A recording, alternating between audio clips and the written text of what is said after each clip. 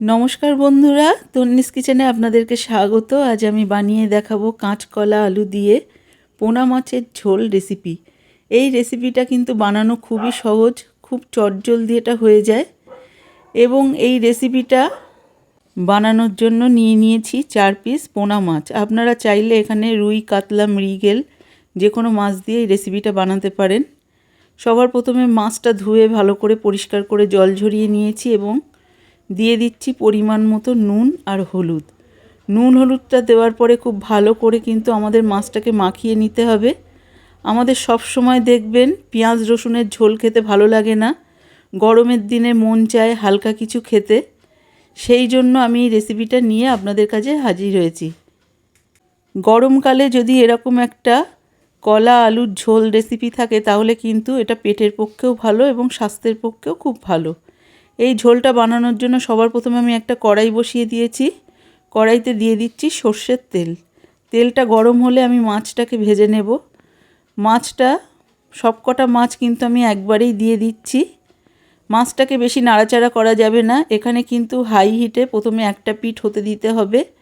একটা পিঠ golden brown হয়ে গেলে আরেকটা পিঠও আমি এখানে উল্টে দেব এবং উল্টানো পিঠটাও কিন্তু আমি এখানে গোল্ডেন ব্রাউন করে ভেজে নেব।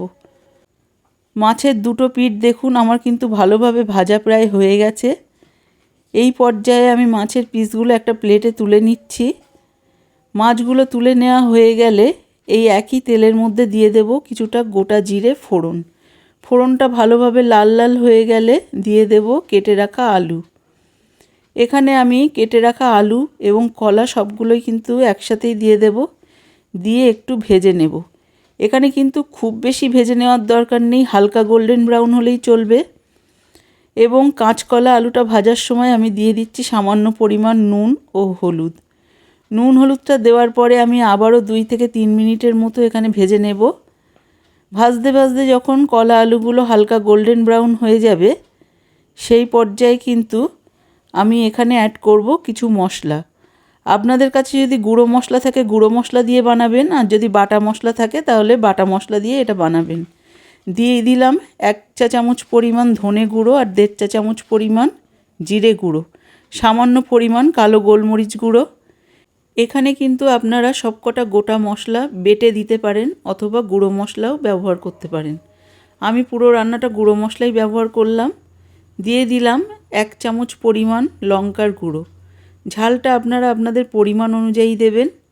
লঙ্কার গুঁড়োটা দেওয়ার পরে আমি আবারও 30 সেকেন্ড মতো কষিয়ে নিলাম এবং উপর থেকে দিয়ে দিলাম সামান্য পরিমাণ জল। এই জলটা দিলে কি হবে, গুঁড়ো মশলাগুলো কিন্তু তাড়াতাড়ি পুড়ে যাবে না। জলটা দেওয়ার পরে আমি আবারও 1 মিনিটের মতো কষিয়ে নেব মশলাটা। কষিয়ে নেওয়ার পরে যখন পুরো জলটা শুকিয়ে যাবে এবং মশলাটা থেকে এরকম তেল ছাড়তে শুরু করবে সেই পর্যায়ে কিন্তু এখানে জল অ্যাড করতে হবে।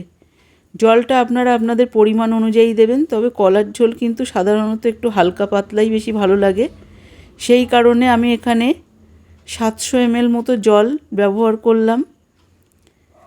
ঝোলটা ফুটে উঠলে দিয়ে দিলাম পরিমাণ মতো নুন ও হলুদ, দিয়ে আবারও একটু নাড়িয়ে দিচ্ছি। নাড়িয়ে দেওয়ার পরে যখন ঝোলটা আবারও ফুটে উঠবে সেই পর্যায়ে দিয়ে দেব ভেজে রাখা মাছ। মাছগুলো দেওয়ার পরে কিন্তু আমি ভালো করে একটু নাড়িয়ে নিয়ে উপর থেকে ঢেকে দেব 10 মিনিটের জন্য। এখানে আমি গ্যাসের ফ্লেমটা হাই হিটে হতে দেব। ফিরে আসলাম 10 মিনিট পর। আস্তে আস্তে ঢাকনাটা সরাচ্ছি। ঢাকনা সরানোর পরে দেখুন মাছের ঝোলটা কিন্তু এরকম হয়েছে। ঝোলটা বেশ টেনে গেছে। আর আমার এখানে মনে হচ্ছে মাছের পিসগুলো একটু উল্টে দিলে অপর পিঠটাও একটু ভালোভাবে সেদ্ধ হয়ে যাবে। সেই কারণে মাছটা কিন্তু আলতো হাতে একটু উল্টে দিলাম। দেওয়ার পরে আমি খোলা অবস্থায় 2 মিনিট একদম লোতে হতে দিলাম। তারপরে আমি গ্যাসের ফ্লেমটা অফ করে দিয়েছি। এরপরে আমি একটা বাটিতে আপনাদেরকে সার্ভ করে দেখাচ্ছি। দেখুন কতটা সুন্দর দেখতে হয়েছে। আর এর টেস্ট আপনাদের পেতে গেলে অবশ্যই একবার এই রেসিপিটা বানাতে হবে এবং গরম গরম ভাতের সাথে সার্ভ করুন, খুবই ভালো লাগবে। যেসব বন্ধুরা এখনও পর্যন্ত আমার চ্যানেলটিকে সাবস্ক্রাইব করেননি তারা কিন্তু আমার চ্যানেলটিকে অবশ্যই সাবস্ক্রাইব করুন, লাইক দিন এবং শেয়ার করুন। এবং আমার পরবর্তী ভিডিওটা কিসের উপর দেখতে চান আমাকে কিন্তু কমেন্ট করে জানাতে ভুলবেন না।